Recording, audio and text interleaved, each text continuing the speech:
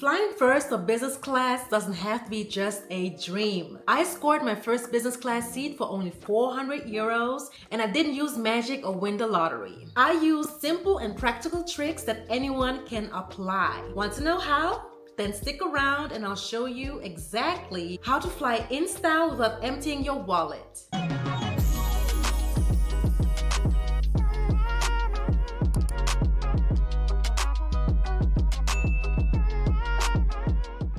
What's up, beautiful people? Welcome to my channel. My name is Grace, and in case you are new here, my channel focuses on all things travel. In today's video, we are talking about how to fly business or first class on a budget. The first time I flew business class was thanks to a friend that worked for Delta Airlines. I was on standby on a flight from Stuttgart to Atlanta, and guess what?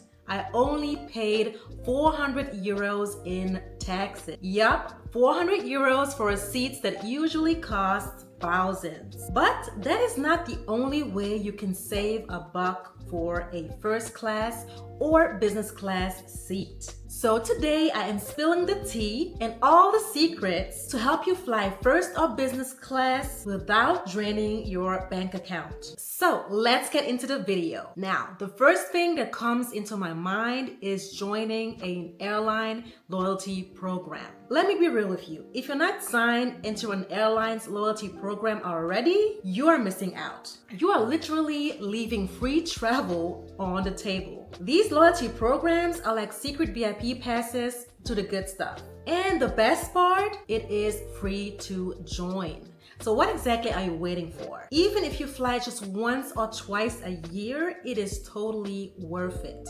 I joined Qatar Airlines loyalty program a while back, and guess what? I'm already saving on my future travels, even business class travels. So pick one airline alliance and stick with it. You have probably heard of SkyTeam, Star Alliance, or One World. When you keep your flights within the same network, you rack up miles way faster. And those partner programs are a gold mine. My first ever upgrade was a complete surprise.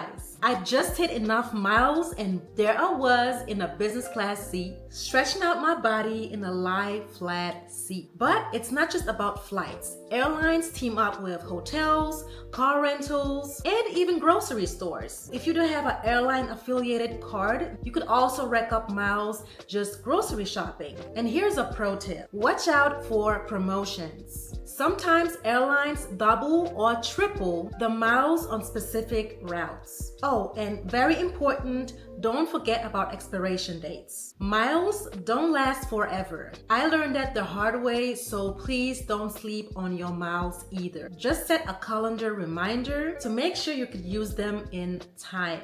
Or just log in into your loyalty program on their airline website and buy something like a little snack to reset that expiration clock. So yeah, airlines loyalty programs definitely worth the effort. Now, next up on the list is something that a lot of people do, and that is maximizing credit card points and sign-up bonuses. So here's the deal. Get a card that offers a fat sign-up bonus. Here in Switzerland, sign-up bonuses can get up to 50,000 miles just for hitting the minimum spend. And then use that card for anything. I'm talking groceries, bills, even that daily cappuccino. Now, I know that in some countries you cannot put your rent on your card. Switzerland belongs to those countries. So I just try to maximize my groceries and just other miscellaneous stuff on the card so I can rack up my miles. But I have friends in the States that do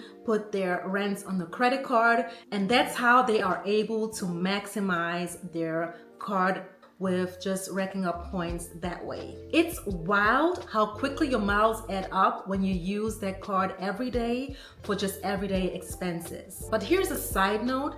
Don't use that card on things that you cannot repay. When that bill comes in, pay your card bill in full. Please don't go into debt for a lifestyle you cannot yet afford. And another thing, don't just collect points. You gotta play it smart. Some cards give triple points for dining or travel. So if you're someone like me who loves eating out, make sure you're swiping the card right. And here's another trick. Points pooling. Some programs let you combine your points with family and friends, which is amazing. So if you can do that, please do so. And the last word of caution here is always check which airline partners offer the best value for transferring points before hitting that transfer button. Now, next on the list is something that not everybody can do. But if you find yourself to have friends that work for airlines and that can give out friends passes, like my friend gave me, standby travel should totally be a choice of travel. Now, that is not always a guarantee that you will score that business or first class seat, but it is worth the try. And if you are flexible, because you have to be flexible, this one can be a game changer. Now, my first ever business class seat, yes, it was a standby. And like I mentioned before, he worked for Delta Airlines, and I got from the Stuttgart to Atlanta flight only paying $400 in taxes. I'd had no clue if I even would get a seat until the last minute. So you have to be also a bit adventurous for this one, I guess, but it is totally worth it. And I know back then, €400 wasn't enough to get on any seat for a Stuttgart to Atlanta flight. But when they called my name and handed me that business class seat, I was overjoyed. Now, here's how standby works. Now, you would have to wait until everybody boarded down to the last passenger. And if there are seats left, they will definitely give you the business class seat because they wouldn't want business class seats to be empty or any seat to be empty. But they will start giving out business class seats first, usually. They will start with ranking out your friends or partners level in the airline. So if your friend or partner is, for example, a pilot with Delta Airlines, they have more seniority over your friend that is a flight attendant. So that also plays along with how you get the business class seat when you are on standby. But if standby isn't your thing, companion tickets are the next hack. Some credit cards and airlines offer companion vouchers. You buy one business class ticket and your partner only pays the taxes on the second one. And you get to have the whole experience with your friend or partner. Lie flat seats, lounge access, the whole nine. So yes, standby tickets or airline companion vouchers require a lot of patience and planning, but if you're up for an adventure, the rewards are totally worth it. Now, let's speak about timing because timing really does the trick. Booking flights is not just about picking random dates and hoping for the best. Timing really does make a difference. I've learned through trial and error that there's really a sweet spot for booking flights if you want the best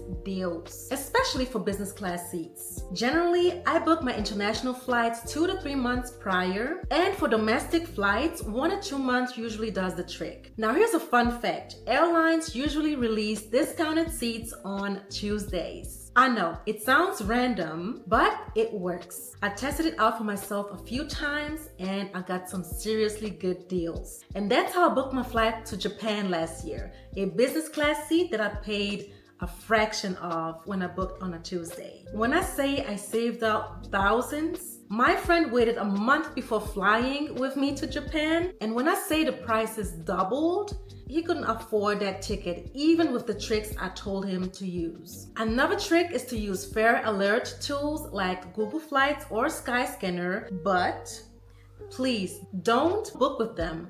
Always go straight to the airline's page. It's crazy how often you'll find even cheaper prices directly booking with the airline's websites. And also, flexibility matters. If you can shift your travel dates by even just 1 or 2 days, you might find drastically different prices. I once moved a flight from Friday to Sunday and saved enough money to book a fancy dinner at my destination. Timing is really everything. Now, this next one on my list might sound...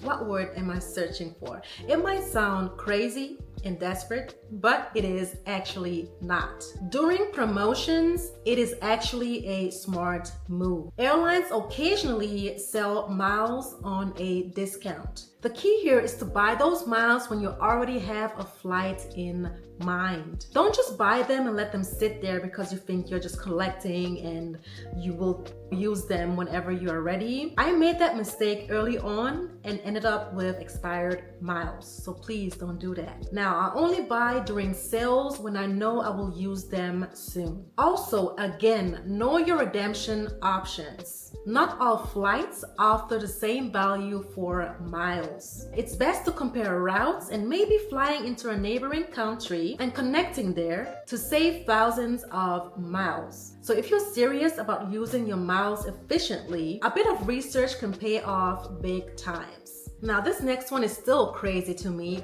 but following airfares and flight deal websites. Airfares are the holy grail of cheap flights. Airlines occasionally make pricing mistakes.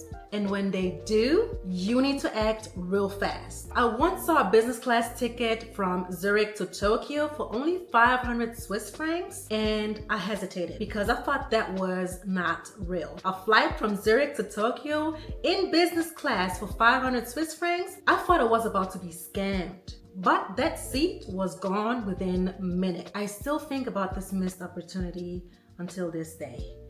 But it was actually legit. The best way to catch these flight fares is to follow websites like Secret Flying and The Flight Deal. These sites post deals in real time, so you got to be quick. My rule is if I see an airfare for a city or country that I've slightly thought about traveling to, I just book it immediately. Most airlines give you 24 hours to cancel anyway, so you can figure out the logistics later. Now, what are mistake fares or airfares? Airfares happen when airlines accidentally list flights at super low prices due to glitches or manual errors. These fares can cut prices from hundreds, sometimes even thousands off the usual price. So if you by chance see these airfares, just book it immediately. Airlines usually honor the price even if they corrected the error. Airfares also often pop up during system updates or currency conversion mishaps. But if you catch one of these golden tickets, just wait 1 day or two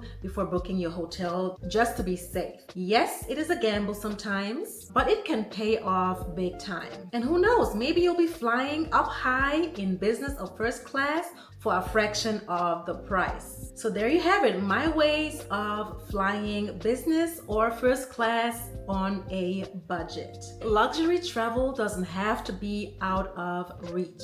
From maximizing miles and points to spotting airfares, there are countless ways to experiencing premium cabins for a fraction of the price. So what's stopping you? Start tracking fares, join a loyalty program, and maybe try a standby adventure if you can. If you found these tips helpful, don't forget to like, comment, and subscribe for more travel tips and hacks. Safe travels! Bye!